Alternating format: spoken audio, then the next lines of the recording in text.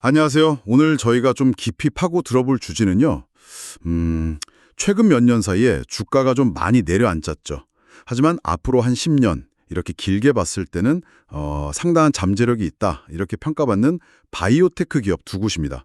바로 모더나 그리고 리제네론 파마슈티컬스입니다. 네, 사실 두 회사 다 쉽지 않은 시간을 보냈어요. 그죠? 모더나는 주가가 지난 몇 년간 75% 엄청나게 떨어졌고 네, 어마어마했죠. 리제네론도 한 32% 정도 하락했고요. 이런 숫자만 보면 사실 좀 망설여질 수 있는데 이게 정말 그냥 피해야 하는 신호일까? 오늘은 그 속사정을 한번 들여다보려고 합니다. 네, 그럴 필요가 있어 보입니다. 네. 그래서 이번 시간에는 이 두 기업이 왜 그래도 장기 투자 관점에서는 여전히 매력적일 수 있는지, 지금 어떤 어려움이 있고 또 그걸 어떻게 헤쳐나가려 하는지, 그리고 제일 중요한 미래 성장 동력, 그 파이프라인 중심으로 좀 자세히 짚어보겠습니다. 자, 그럼 한번 시작해 볼까요? 네, 먼저 모더나부터 좀 보죠. 코로나19 백신, 이걸로 정말 뭐랄까 전례 없는 성공을 거뒀잖아요. 네, 맞습니다. 역사를 썼죠. 그렇죠. 그런데 이제 팬데믹이 엔데믹 국면으로 가면서 당연히 관련 매출 줄고 주가도 많이 빠졌단 말이죠. 그러면 이 코로나19 백신 사업, 이거 이제 그냥 끝난 걸로 봐야 할까요? 아니면 그래도 아직 의미가 있는 건가요? 완전히 끝났다고 보기는 좀 어렵습니다. 일단 모더나가 올해 예상하는 코로나19 관련 제품 매출이 한 15억 달러에서 22억 달러 사이 정도 되거든요. 그래도 꽤 되네요. 코로나가 이제 뭐 독감처럼 우리랑 함께 가는 풍토병이 될 가능성이 높다는 거죠. 그러면 특히 이제 고령층이나 기저질환 있으신 분들 이런 고위험군은 계속 백신이 필요할 거고요. 네네. 모더나는 이 시장에서 여전히 아주 강력한 위치를 차지하고 있습니다. 그러니까 뭐랄까 꾸준한 현금 흐름을 만들어주는 그런 기반은 아직 탄탄하다 이렇게 볼 수 있죠. 그렇군요. 그러니까 코로나19가 여전히 어느 정도 받쳐주고 있다 이런 말씀이시고, 그러면 정말 흥미로운 건 그 다음인데, 지난 한 3년 동안 모더나가 이 파이프라인, 그러니까 개발 중인 신약 후보 물질들을 엄청나게 강화했다. 이 점이 좀 눈에 띄거든요. 어떤 새로운 백신들이 좀 준비되고 있습니까? 네, 그게 이제 슬슬 성과로 나오고 있어요. 이미 그 호흡기 세포 융합 바이러스 RSV라고 하죠. 그 백신 엠레스비아가 최근에 미국 FDA 승인을 받아서 나왔습니다. RSV 백신이요? 네, 이게 영유아나 노년층에게는 꽤 심각한 호흡기 질환을 일으키는데 마땅한 백신이 좀 부족했거든요. 아하. 그래서 의미가 있고요.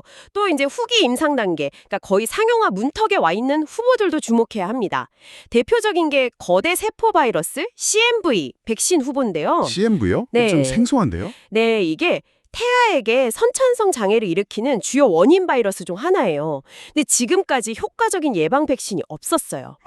정말요? 네, 그래서 만약에 모더나가 이걸 개발해낸다면 그 파급력이 정말 클 걸로 봅니다. 그야말로 미충족 의료 수요가 아주 큰 분야죠. 와, RSV 이어서 COV까지 감염병 분야에서 계속 뭔가 새로운 걸 하고 있군요. 근데 듣기로는 독감 백신 후보 물질 mRNA-1010 이것도 임상 결과가 좋았다면서요. 사실 기존 독감 백신은 좀 매년 맞긴 하는데 효과가 좀 아쉬울 때도 많았잖아요. 예측도 해야 하고 mRNA 기술이 여기서도 뭔가 다른 걸 보여줄 수 있을까요? 네, 바로 그 점입니다. 그 3상 임상시험 결과를 보면요. 이 mRNA 원제로가 현재 널리 쓰이는 기존 백신들 있잖아요. 그거랑 비교했을 때 더 높은 예방 효과를 보였어요. 오, 더 높게 나왔군요. 네.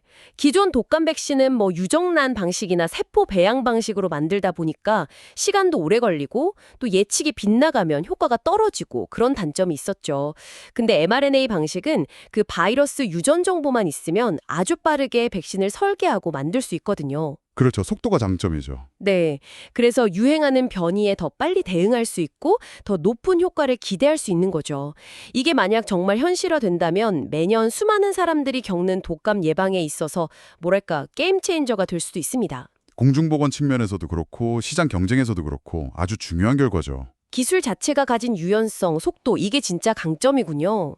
그리고 아마 많은 분들이 제일 기대하실 것 같은데 그 개인 맞춤형 암 백신 mRNA 4157이요.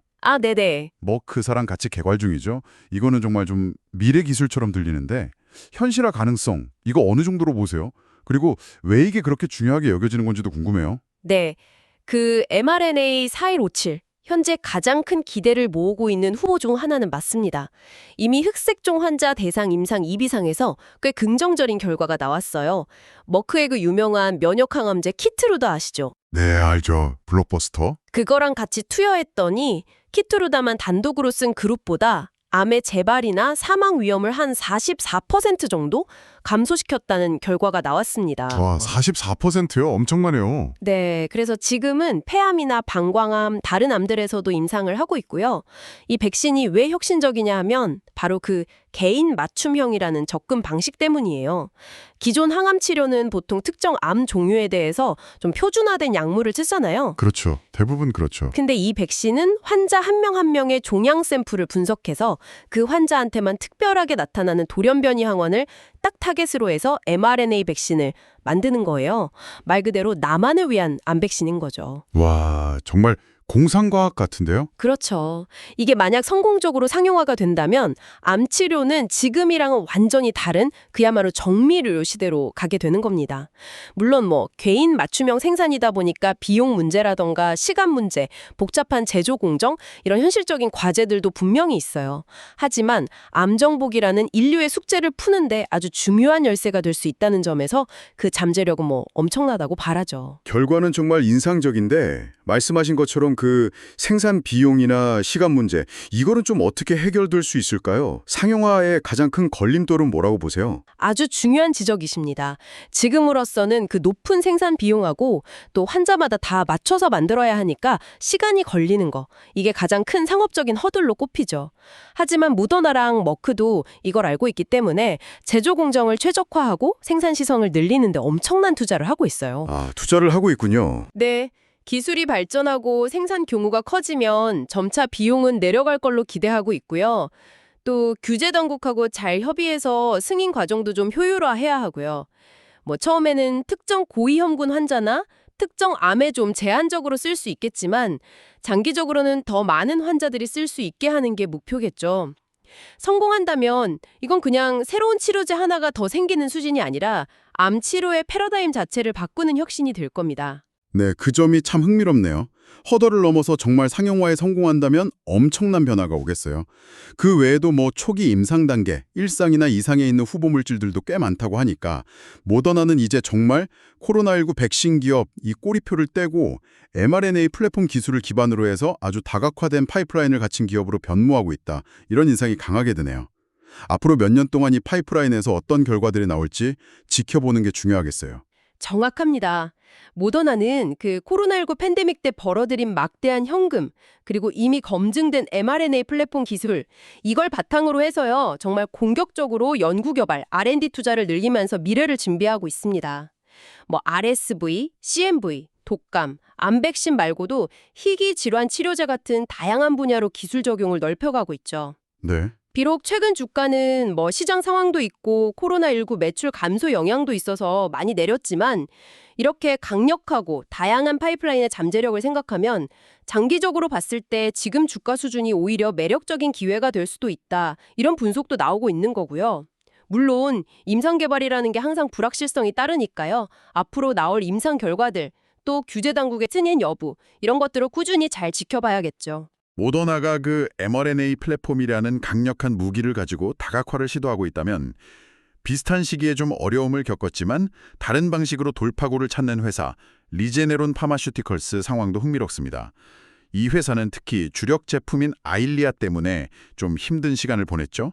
구체적으로 어떤 문제에 직면했던 건가요? 네, 리제네론의 정말 간판 제품이었죠. 황반변성 치료제 시장에서 거의 절대 강자였던 아일리아가 두 가지 큰 도전에 딱 직면했어요.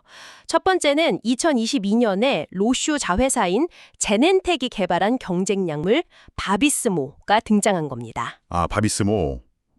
네. 네, 이 바비스모가 아일리아보다 투여 간격을 더 길게 할 수 있다. 이걸 내세우면서 시장을 빠르게 파고들었죠. 그리고 두 번째는 아일리아 자체의 특허 만료 시점이 다가오면서 이른바 바이오시밀러 경쟁에 노출된 거예요. 아, 복제약문조군요. 네, 바이오시밀러는 오리지널 바이오 의약품하고 효과는 거의 같은데 가격은 더 싼 약이잖아요. 여러 회사들이 아일리아 바이오시밀러 개발에 성공하면서 가격 경제 압박까지 받게 된 거죠. 그러니까 주력 제품 하나가 강력한 신약 경쟁자도 등장하고 복제약도 나오는 그런 이중고를 겪게 된 셈입니다. 야, 그야말로 사면초가였네요. 근데 리제네론도 그냥 가만히 있진 않았을 거 아닙니까? 특히 그 새로 내놓은 고용량 아일리아 제형, 이게 이런 경쟁 환경을 좀 바꾸는 데 역할을 하고 있다고 들었어요. 이 고용량 버전이 구체적으로 어떻게 다른 거고 시장 반응은 좀 어떤가요? 정말 바비스모를 효과적으로 막고 있나요? 네, 리제네론의 대응 전략 중에 핵심이 바로 고용량 아일리아 HD 출시였습니다. 기존 아일리아는 보통 한 2달에 한 번 맞아야 했거든요. 근데 이 고용량 아일리아는 약물 용량을 높이는 대신에 투여 간격을 최대 4개월까지 늘릴 수 있게 설계됐어요. 아, 4개월까지요? 네. 경쟁 약물인 바비스모가 내세웠던 가장 큰 장점 중 하나가 바로 이 투여 간격의 편리성이었는데 고용량 아일리아가 나오면서 이 부분을 상당히 많이 따라잡게 된 거죠. 환자 입장에서는 병원 가는 횟수를 줄일 수 있으니까 당연히 더 선호할 수밖에 없고요. 그렇죠. 훨씬 편하죠. 네. 실제로 시장에 나온 이후에 기존 아일리아 쓰던 환자들이 고용량 버전으로 빠르게 넘어가고 있고요. 또 바비스모로 이탈하는 걸 막고 새로운 환자를 유치하는 데도 효과를 보고 있습니다. 경쟁자의 도전을 상당히 성공적으로 방어하고 있다. 이렇게 평가할 수 있겠습니다. 아주 영리한 방어 전략이었네요. 그래서인지 최근 실적도 시장에서 우려했던 것보다는 괜찮았던 것 같아요. 2분기 매출이 작년 같은 기간보다 4% 늘어서 36억 8천만 달러를 기록했다고요? 물론 예전처럼 폭발적인 성장은 아니지만 아일리아가 겪는 그 경쟁 심화, 바이오시밀러 압박 이런 걸 생각하면 상당히 탄탄한 실적이라고 볼 수도 있겠네요. 그러면 현재 리제네론의 성장을 이끄는 진짜 힘은 뭔가요? 아일리아 말고 다른 믿는 구석이 있는 건가요? 현재 리제네론의 가장 확실하고 강력한 성장 엔진은 듀피젠트입니다. 아, 듀피젠트. 네, 이 약은 프랑스 제약사 사노피랑 같이 개발하고 판매를 하는 염증성 질환 치료제인데요. 아토피 피부염, 천식, 만성 피부 비동염 이런 여러 가지 적응증에서 아주 뛰어난 효과를 보이면서 그야말로 블록버스터 약물로 완전히 자리를 잡았습니다. 듀피젠트 매출은 여전히 2자릿수 이상의 높은 성장률을 보이고 있고요. 리제네론 전체 실적에서 차지하는 비중도 계속 커지고 있습니다. 네, 아일리아가 겪는 어려움을 상쇄하고도 남을 만큼 강력한 성과를 내면서 회사의 재무적인 안정성을 딱 받쳐주는 핵심 기둥 역할을 하고 있는 거죠. 만약 듀피젠트의 성공이 없었다면 리제네론 상황은 훨씬 더 어려웠을 겁니다. 와, 듀피젠트가 그렇게 큰 역할을 하고 있었군요. 그리고 새로운 약물 승인 소식도 있었어요. 올해 초에 항암제 리노지픽이 미국 FDA 승인을 받았다고 하던데 이건 좀 어느 정도 비중을 차지하는 약인가요? 이게 리제네론에게 새로운 성장 동력이 될 수 있을까요? 리노지픽은 그 특정 유형의 재발성 또는 불응성, 여포성 림프종 치료제로 승인을 받았는데요. 리제네론이 원래 강점을 보이던 분야가 안과 질환이나 염증성 질환이었잖아요. 네, 그렇죠. 그 외에 항암제 분야에서도 신약을 개발하고 상업화할 역량이 있다는 걸 보여줬다는 점에서 전략적으로는 의미가 큽니다.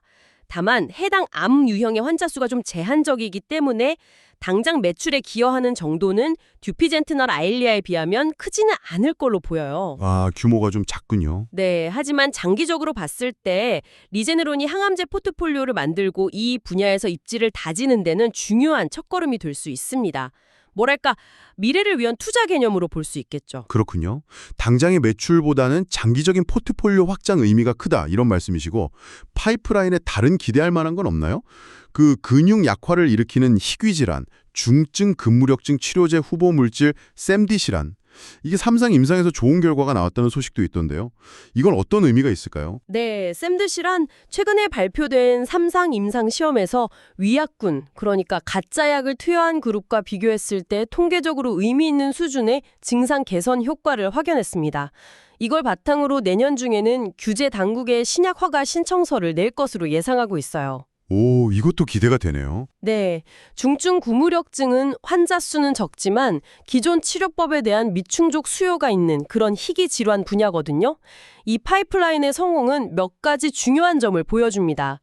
첫째는 리제네론이 안과, 아일리아, 영증, 듀피젠트, 항암 리노지픽에 이어서 이제 희귀 질환 분야까지 치료 영역을 성공적으로 넓혀가고 있다는 증거고요. 네. 둘째는 이게 특정 블록버스터 제품에 너무 의존하지 않고 좀 더 다각화되고 지속 가능한 성장 모델을 만들려는 회사의 전략이 잘 먹히고 있다는 걸 보여주는 거죠.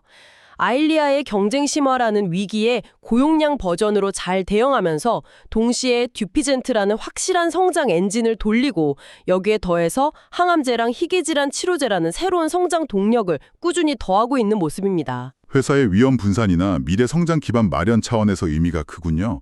그리고 또 파이프라인의 제약업계에서 요즘 제일 뜨거운 분야 중 하나죠. 체중 관리, 그러니까 비만 치료제 관련 후보 물질들도 포함되어 있다고 하니까 이것도 좀 주목해야 할 것 같아요. 이 시장은 정말 잠재력이 어마어마하다고 하잖아요. 리제네론의 이 분야 진출은 지금 어느 정도 단계인가요? 맞습니다. 비만 치료제의 시장은 현재 제약업계에서 정말 가장 큰 관심을 받는 분야 중 하나고 리제네론 역시 이 기회를 놓치지 않으려는 모습이죠. 리제네론은 오랫동안 쌓아온 그 항체 발굴 및 개발 기술, 이 분야 강점을 활용해서 비만이나 관련 대사질환을 타겟으로 하는 새로운 치료법 개발에 착수했습니다. 아, 시작했군요. 네, 구체적인 후보 물질이나 임상 진행 단계가 아주 초기 단계일 수는 있지만 이렇게 잠재력이 큰 시장에 진출하겠다고 선언했다는 것 자체가 회사의 장기 성장 전략에 있어서는 매우 중요한 부분입니다. 앞으로 이 분야에서 또 어떤 혁신적인 접근법을 보여줄지 지켜볼 필요가 있겠죠. 종합적으로 보면 리제네론은 아일리아 관련 우려에도 불구하고 강력한 성장 동력인 듀피젠트, 또 효과적인 방어 전략, 그리고 항암, 희귀질환, 비만 치료제 등으로 꾸준히 확장되는 아주 견고한 파이프라인, 이걸 바탕으로 장기적인 관점에서는 여전히 매력적인 투자 대상이 될 수 있다, 이런 평가를 받고 있습니다. 자, 오늘 모더나와 리제네론, 이 두 바이오테크 기업에 대해서 정말 깊이 파고들어봤습니다. 두 회사 모두 최근 주가 하락이라는 공통적인 어려움은 겪었지만 그 내용을 자세히 들여다보니까 각자 나름의 방식으로 혁신을 계속하면서 미래를 준비하고 있다는 걸 확인할 수 있었습니다. 그러니까 단기적인 주가 변동성 너머에 있는 장기적인 성장 가능성, 또 파이프라인의 가치, 여기에 좀 주목할 필요가 있어 보입니다. 네, 요약하자면 이렇습니다. 모더나는 코로나19 백신 성공 이후에 확보한 자금, 그리고 검증된 mRNA 플랫폼 기술, 이걸 무기로 삼아서 RSV, 독감, 그리고 잠재력이 아주 큰 개인 맞춤형 암 백신 같은 차세대 성장 동력 확보에 집중하고 있는 거고요. 그 기술 플랫폼의 확장성, 이게 핵심 경쟁력이라고 볼 수 있겠죠. 네. 반면에 리제네론은 주력 제품 아일리아의 위기를 고용량 제형 출시라는 아주 영리한 전략으로 방어하는 동시에 듀피젠트라는 강력한 캐시카우를 바탕으로 해서 항암제, 희귀질환 치료제, 나아가 비만 치료제까지 파이프라인을 다각화하면서 안정적인 성장을 추구하고 있습니다. 각자 다른 강점과 전략으로 미래의 불확실성에 대비하고 있는 모습입니다. 오늘 살펴본 것처럼 이 바이오테크 분야는 정말 끊임없는 혁신과 변화가 아주 역동적으로 일어나는 곳인 것 같아요. 때로는 예상치 못한 어려움에 부딪히기도 하지만 동시에 세상을 바꿀 만한 놀라운 돌파구를 만들어내기도 하죠. 자, 여기서 여러분께 마지막으로 생각해볼 질문 하나 던지면서 마무리할까 합니다. 이처럼 빠르게 변화하는 바이오테크 혁신의 속도를 고려할 때 앞으로 10년 동안 우리가 현재로서는 예상하지 못하는 어떤 종류의 기술적 또는 과학적 돌파구가 나타나서 헬스케어 분야와 또 관련 투자 환경을 근본적으로 바꾸게 될까요? 오늘 이야기 나눈 mRNA 기술의 또 다른 응용일 수도 있고요. 아니면 유전자 편집 기술의 발전, 인공지능을 활용한 신약 개발의 가속화, 혹은 정말 전혀 다른 무언가일 수도 있겠죠. 오늘 저희가 나눈 이야기들을 바탕으로 한번 상상력을 발휘해 보시면 흥미로울 것 같습니다.